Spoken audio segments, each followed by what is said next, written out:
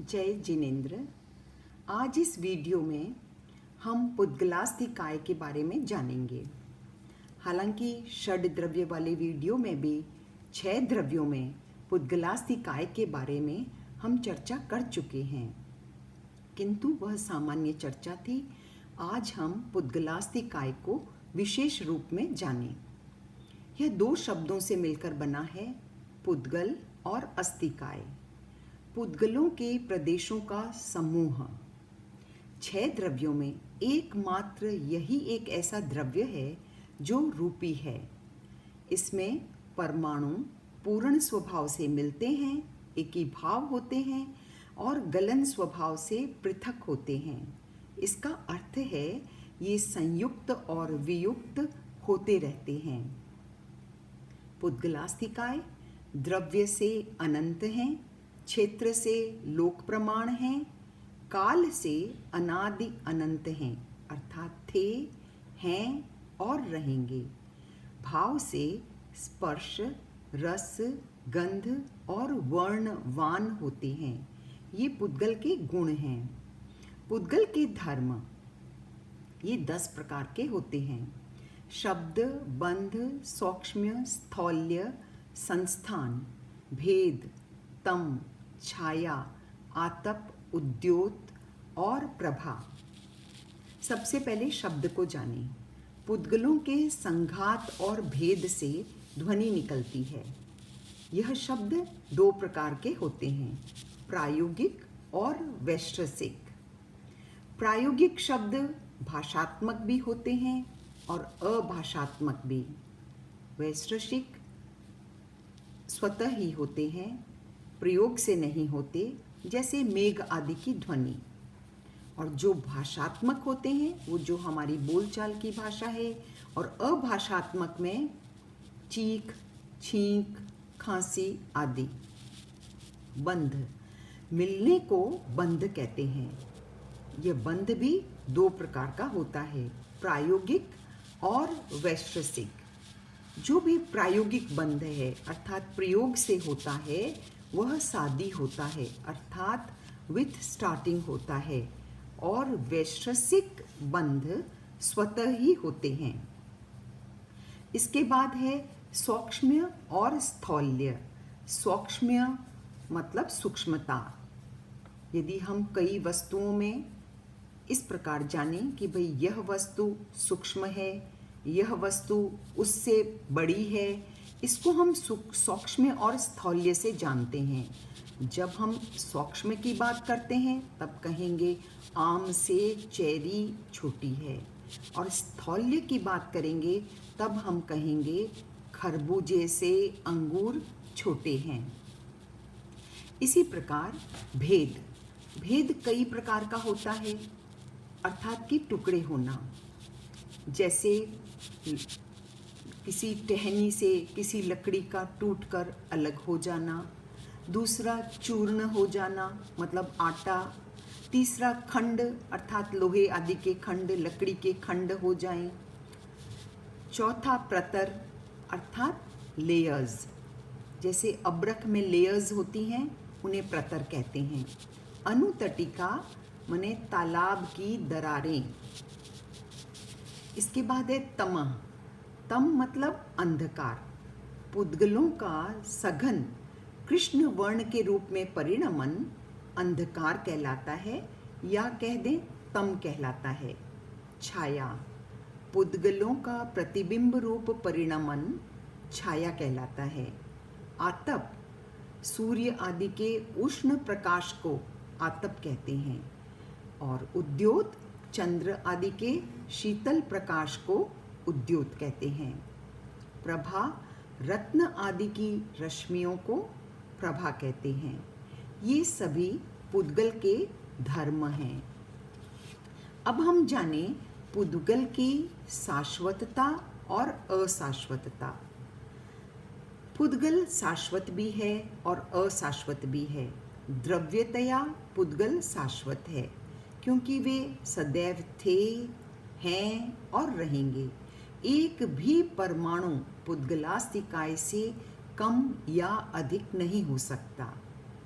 भाव पुद्गल को अशाश्वत कहा गया है क्योंकि स्कंध, पुद्गलों का स्कंध कभी संख्यात था, कभी असंख्यात हो सकता है, अथवा वह अनंत भी हो सकता है।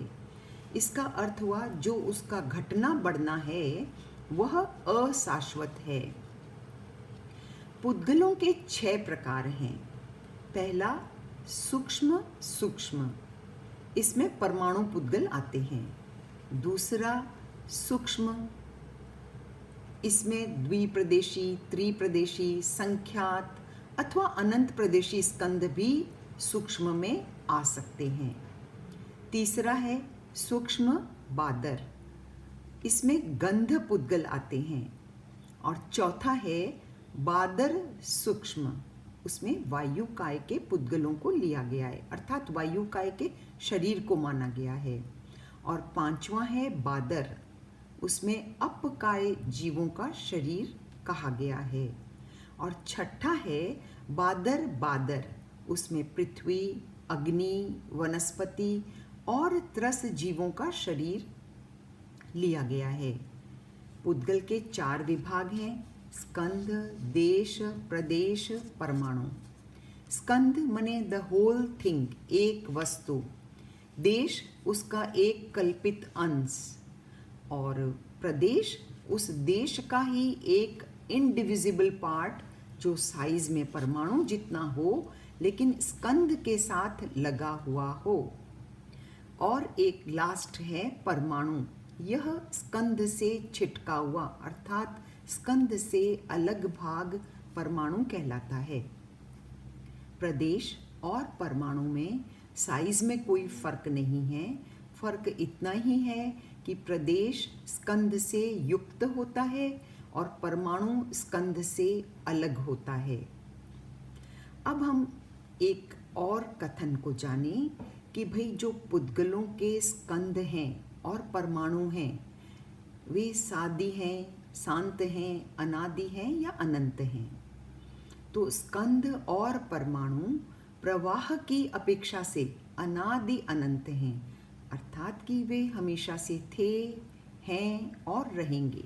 प्रवाह उनका अनवरत है। और स्थिति की अपेक्षा से सादी शांत हैं, अर्थात कोई भी स्थिति उनकी बनती है तो विद स्टार्टिंग और वो एक दिन एंड भी होती है। कभी भी कोई ऐसा स्कंद नहीं है जो अनंत काल तक वैसा का वैसा ही पड़ा रहे, उसमें चेंजेस आएंगे ही। परमाणुओं के स्कंद और स्कंद भेद से जो परमाणु बनते हैं इसमें मिनिमम एक समय और मैक्सिमम वे असंख्यात काल तक रहते हैं, लेकिन उसके पश्चात उनमें परिवर्तन होगा। ये पुद्गल का परिणमन भी 2 प्रकार का होता है, एक वैश्रसिक और दूसरा प्रायोगिक। वैश्रसिक मने स्वभाव से परिणमन, जैसे उल्कापात वगैरह। प्रायोगिक मने जीव के प्रयोग से शरीर आदि रूप में पुद्गलों को परिणत करना, वह प्रायोगिक परिणमन कहलाता है। सारे अजीवों में मात्र पुद्गल ही गतिशील है। इसके दोनों रूप, पुद्गल के मतलब परमाणु और स्कंद दोनों ही गतिशील हैं। यह गति 2 प्रकार की होती है, प्रायोगिक और वैश्रसिक। स्थूल स्कंद प्रयोग के बिना गति नहीं करता है, लेकिन सूक्ष्म स्कंद प्रयोग के बिना भी गति करता है। अब उदाहरण देखिए, आयुष्य पुद्गल जिस स्थान के उपयुक्त बने हुए होते हैं उसी स्थान पर जीव को मतलब मृत्योपरांत जीव को घसीट कर ले जाते हैं। उन पुद्गलों की गति उनकी रासायनिक प्रक्रिया के अनुरूप ही होती है। गति और स्थिति के रूप में पुद्गल पर्याय बदलता रहता है, लेकिन एक चीज ध्यान रखें कि पुद्गल गतिमान होता है लेकिन सर्वदा गतिमान नहीं रहता है। जीव भी हालांकि गतिशील है, लेकिन वह तभी गतिशील है जब वह पुद्गल के साथ है, अर्थात संसारी जीव। इसका अर्थ हुआ जीव की गति पुद्गल सापेक्ष है। आज कोई सिद्ध आत्मा या एक ऐसी आत्मा जो पुद्गलों से बिल्कुल मुक्त है, वह कभी गति नहीं कर सकती है। प्रश्न उठ सकता है कि फिर सिद्ध शिला में सिद्ध कैसे जाते हैं? तो वो पूर्व वेग से ही एक समय में ही सिद्ध शिला में पहुंच जाते हैं। उसके पश्चात उनकी किसी प्रकार की गति नहीं होती है। पुद्गल की गति स्थानांतर के रूप में या प्रकंपन के रूप में होती है। ये स्वाभाविक भी हो सकती है और किसी बल के प्रभाव से भी हो सकती है, लेकिन ये स्वेच्छाकृत कभी नहीं होती है। अब एक प्रश्न है, क्या पुद्गल के अर्ध और मध्य होता है? अर्ध का अर्थ आधा आधा, मध्य मतलब मिडिल। देखिए, जो पुद्गल स्कंध समसंख्यक है, अर्थात कि बराबर बराबर भाग किए जा सकें ऐसा है, तो उसमें अर्ध पाया जाता है। यदि वो विषम संख्यक है तो उसमें मध्य पाया जाएगा। अर्थात यदि 1000 पुद्गलों का एक स्कंद है जिसको हम 500-500 में बांट सकते हैं, तो वह अर्ध हो गया। और जिस 1001 है तो हम 500-500 दोनों तरफ करेंगे, मध्य में एक बचेगा, वह मध्य हो गया। इस प्रकार संख्येय, असंख्येय और अनंत प्रदेशी पुद्गल दोनों प्रकार के होते हैं, जिनमें अर्ध भी पाया जा सकता है और मध्य भी पाया जा सकता है। लेकिन ध्यान रहे, जहाँ अर्ध होगा वहाँ मध्य नहीं होगा, और जहाँ मध्य होगा वहाँ अर्ध नहीं होगा। अर्थात कि ये दोनों एक साथ नहीं पाए जा सकते। परमाणु जो एक प्रदेशी होता है वह सबसे छोटा होता है। परमाणु स्वयं आदि है, वही मध्य है और वही अंत है। अब हम जानें पुद्गल में सूक्ष्म परिणति की क्षमता। यदि पुद्गल द्रव्य में सूक्ष्म परिणति की क्षमता नहीं होती तो अनंत परमाणुओं और अनंत स्कंधों के लिए अनंत लोक अपेक्षित होते, आवश्यक होते। किंतु सूक्ष्म परिणति की क्षमता के कारण वे सब एक लोक में समाये हुए हैं। आकाश द्रव्य में रहने वाले अवगाह गुण का प्रभाव है कि एक निगोद के शरीर में अनंत जीव रहते हैं। उसी प्रकार असंख्यात प्रदेशी लोकाकाश में अनंत जीव और उनसे भी अनंत गुणे पुद्गल समाये हुए हैं। अब पुद्गल के बारे में जानें कि वे स्थित होते हैं या अस्थित होते हैं। जीव प्रदेश जिस क्षेत्र में अवगाढ़ होते हैं, उसी क्षेत्र के भीतर रहने वाले पुद्गल स्थित पुद्गल कहलाते हैं। उस क्षेत्र के बाहर रहने वाले अस्थित पुद्गल होते हैं। औदारिक वैक्रिय आहरक कायोग के पुद्गल ग्रहण का नियम स्थित एवं अस्थित दोनों प्रकार के हैं, जबकि तेजस, कार्मण, मनोयोग और वचन योग के पुद्गल ग्रहण का नियम अर्थात इनके निर्माण में सिर्फ स्थित पुद्गलों को ही जीव ग्रहण करता है। अब हम पुद्गल स्कंध के सप्रदेशित्व और अप्रदेशित्व के बारे में जानें। स्कंध द्रव्य की अपेक्षा से सप्रदेशी होता है, लेकिन यदि एक परमाणु हो तो वह अप्रदेशी होता है। लेकिन एक से अधिक अर्थात 2 परमाणु हो, 3 हो, संख्यात हो, असंख्यात हो, तो वे सभी सप्रदेशी कहलाएंगे। क्षेत्र की अपेक्षा से परमाणु जो एक प्रदेश पर अवगाहन करके रहता है वह अप्रदेशी, और जो 2 आदि अनेक प्रदेशों पर अवगाहन करके रहता है वह सप्रदेशी कहलाता है। काल की अपेक्षा से जो परमाणु स्कंध एक समय की स्थिति वाला हो वह अप्रदेशी, जो एक समय से अधिक स्थिति वाला हो वह सप्रदेशी होता है। भाव की अपेक्षा से जो परमाणु एक गुण काला हो वह अप्रदेशी, शेष सभी जो एक से अधिक गुण वाला हो, अधिक गुण काला परमाणु हो तो वह सप्रदेशी कहलाता है। उद्गल की हमने इतनी विशेषताओं को जाना।